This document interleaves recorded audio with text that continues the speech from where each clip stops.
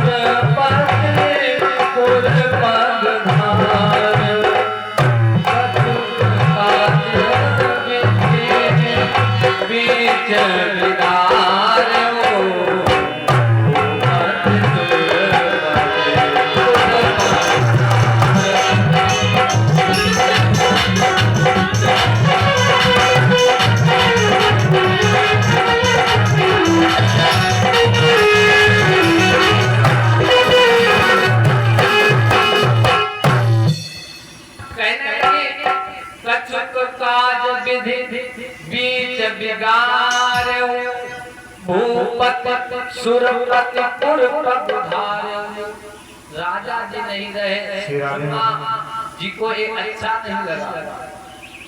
भरत जी कहने लगे ये थोड़ा बिगड़ा है, बताओ हमारे पिताजी नहीं रहे हैं, अयोध्या के राजा नहीं रहे हैं, ये प्रजा क्या करेगी।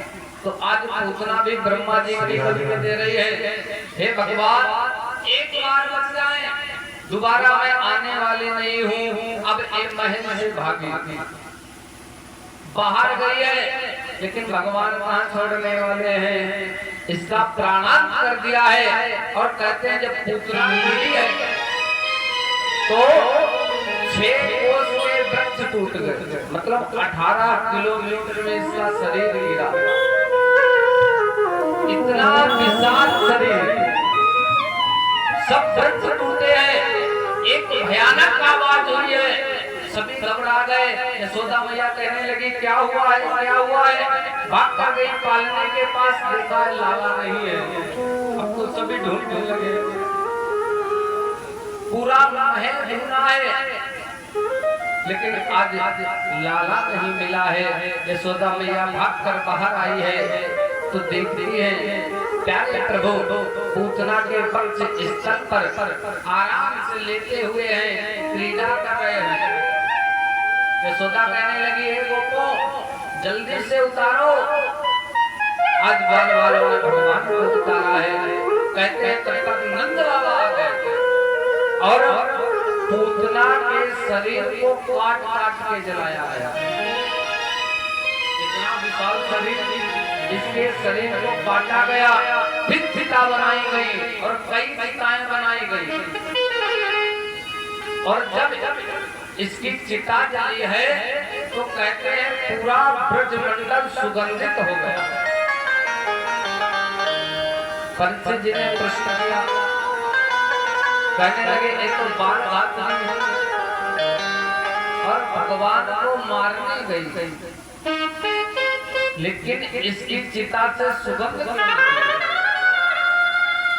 सुखदेव जी कहने लगे देखो राजा परीक्षित,